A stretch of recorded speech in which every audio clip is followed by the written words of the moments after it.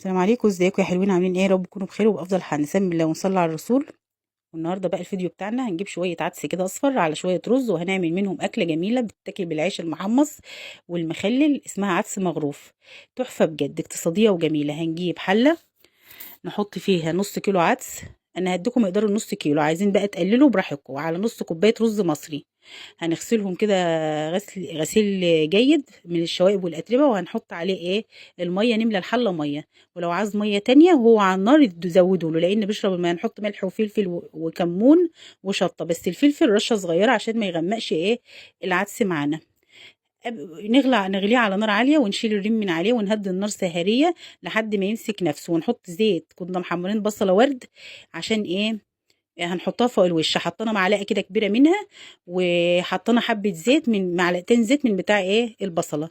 وهيمسك نفسه. ونغرفه في الاطباق كده، ونحط عليه بقى البصله المقرمشه كده، وبالهنا والشفا.